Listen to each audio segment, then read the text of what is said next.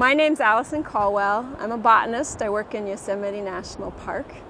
Sitting in this beautiful spring slope of gold fields and dwarf lupin and bird's eyes and red maids and fringe pod on a beautiful April afternoon.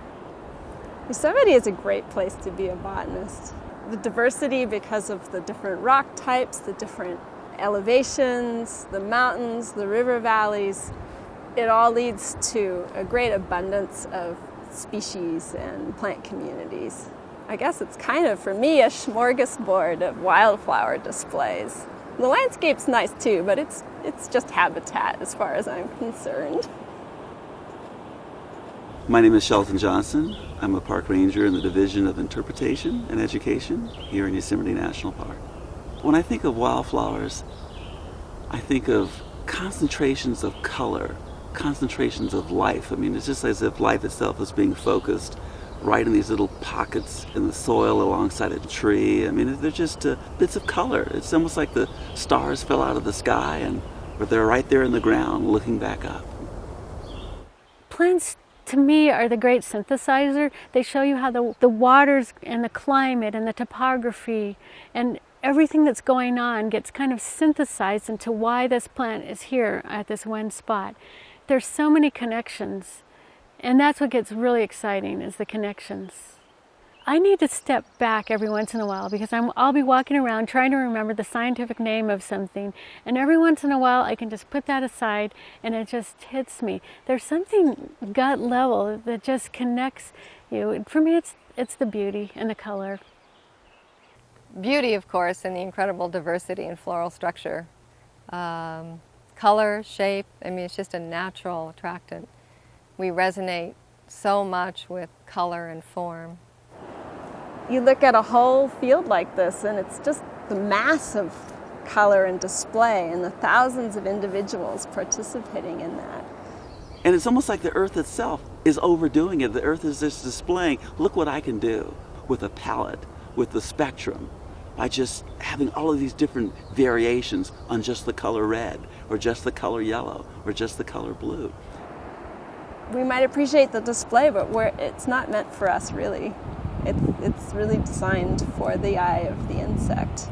It's tied into the fact that they're depending on another organism, a bee, a butterfly, some other animal to be their love messenger for them, to bring pollen from the male flower to the female flower. Well, I mean, there's the flower, and then there's the insect that comes in that's drawn by the flower, and then it goes into drink the nectar, and then there's the pollen that moves up alongside the insect, and it goes to another flower. Well, there, at that point, you can start playing violins. You know, it's romances in the air. Actually, romance in that case is right alongside the insect itself as it's moving in to get a meal. You know, and it's an interesting thought that flowers themselves become gifts, become a means of forming or forging a relationship, or telling someone that you love them. Why is it that flowers have been such perfect subject matter for painters for centuries? There's so much cultural connections with flowers, and not just one culture, but human cultures all across the world, recognizing the flower as something that is part of the earth, but that we can grab hold of and give it to another. Enid Michael was one of the few women ranger naturalists in the early days of Yosemite National Park. And when I think of Enid Michael, I basically think of one thing, her passion for flowers. When people thought about wildflowers in the Yosemite Valley in that time, it would be difficult to not think about Enid Michael, because she was the caretaker, she was the ambassador, she was the spokesperson, she was the poet, she was all of those things. Enid would pick flowers and display them in front of the visitor center, and she wanted to bring the flowers to the public so they could have a complete understanding of the flora of the park. She did a lot of exploring. She and her husband were both avid mountaineers, rock climbers, and during her climbing outings she would collect plants, and she's discovered quite a few species that weren't known to exist here. The Yosemite onion is a big showy onion. It grows on mountain tops and cliff tops around here, and it's known to have a really restricted distribution to just a few sites. And it was something that Enid Michael discovered. She describes how it was so pungent when she carried it back with her that she was followed by a stream of bottle flies behind her that were following the smell. And she pressed the onion in her plant press, and it went on to sprout out the side of it. But it turns out it was a new species when they finally identified it. We've gone back recently, a couple years ago, to try and resurvey the population she found, and ended up climbing up a cliff face to try to get to it. And then after a whole day of climbing, discovered that we were about 3 weeks too late and they'd all dried up and gone to seed. So we've got to go back sometime.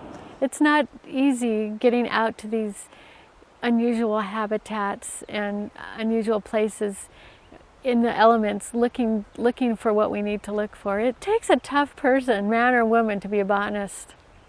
You can spend a whole lifetime learning the plants here, and I'm just starting to learn them, and I'm not ashamed of that. In fact, I like that idea. I'm not going to get bored anytime soon. Or over the other hillside in back of us, there's probably a dozen things that I have no idea what they are. We'll sit down with a field guide and figure them out, or if it's not in there, we might get really excited about that. Allison, she has a special talent. There's a lot of variation in plants, but Allison knows what is meaningful variation and what is just your average variation that you see out there. So she walks this earth with a special eye.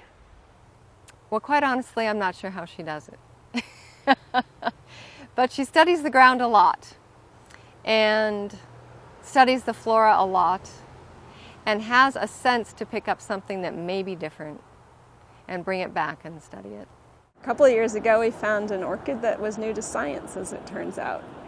We made a specimen of it, took it back, looked at it more closely, couldn't figure it out, sent it out to an expert to look at. He couldn't figure it out. That's at what point we got really excited about it. So seeing it in the flesh like that, he took one look at it and said, oh yes, this is entirely different.